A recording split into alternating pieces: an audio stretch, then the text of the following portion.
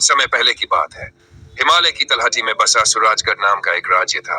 इस राज्य के राजा वीरेंद्र सिंह अपनी बुद्धिमत्ता और वीरता के लिए प्रसिद्ध थे। उनका राज्य शांतिपूर्ण था, लेकिन एक रहस्य ने पूरे राज्य को दशकों से रोमांचित कर रखा था। गुप्त खजाना। कहते थे कि राजा वीरेंद्र के पूर्वजों ने युद्धों में जीते सोने, चांदी और रत्नों का विशाल खजाना छुपा दिया था, लेकिन उसे खोजने के लिए बनाई गई गुप्त योजना किसी को पता नहीं थी। खजाने की कहानी केवल महल के एक पुराने पुस्तकालय में रखी रहस्यमयी पांडुलिपि में लिखी थी। एक दिन महल में एक अजनबी आया। उसकी आंखों में गहराई और चाल में रहस्यमय आकर्षण था। उसने खुद को एक यात्री और खगोल शास्त्री बताया। उसका नाम आर्यन था। उसने राजा से निवेदन किया कि वह सुराजगढ़ के पुराने ग्रंथों का अध्ययन करना चाहता है। राजा ने उसे अनुमति दी। आर्यन ने पांडुलिपि को पढ़ते ही महसूस किया कि इसमें खजाने का मार्गदर्शन है, लेकिन यह साधारण संकेतों का खेल नहीं था। इसके लिए साहस, धैर्य और चतुराई की आवश्यकता थी।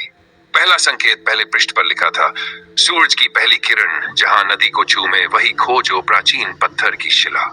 आर्यन ने समझा कि यह संकेत महल के पास बहने वाली चंद्रभागा नदी की ओर इशारा कर रहा है। वह राजा वीरेंद्र और उनके विश्वासपात्र सैनिकों के साथ वहां पहुंचा। सूरज की पहली किरण के साथ उन्होंने एक प्राचीन शिला देखी, जिस पर अजीब से चिन्ह बने थे। दूसरा परीक्षण, शिला के नीचे खुदाई करने पर उन्हें एक सुनहरी ताबूत मिला, जिसमें एक और संकेत छुपा था। जहां चांदनी रात में फूल खिलते हैं, वहीं सोने की जड़ें जमाई गई है।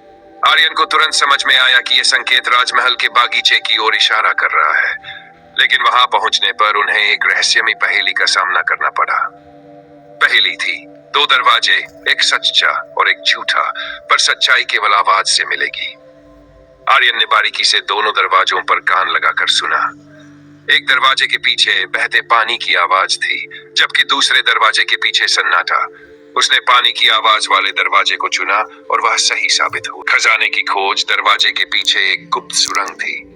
सुरंग के अंदर उन्हें एक विशाल कक्ष मिला, जहां दीवारों पर प्राचीन योद्धाओं के चित्र बने थे। बीच में एक बड़ा सा ताबूत रखा था।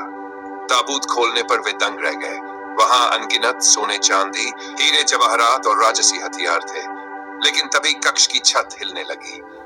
आर्यन ने जल्दी से ताबूत के नीचे छुपे लीवर को खींचा, जिससे एक और गुप्त दरवाजा खुला। सभी ने जल्दी से बाहर निकलकर अपनी जान बचाई। अंत में राजा वीरेंद्र ने खजाने का उपयोग राज्य की भलाई के लिए किया।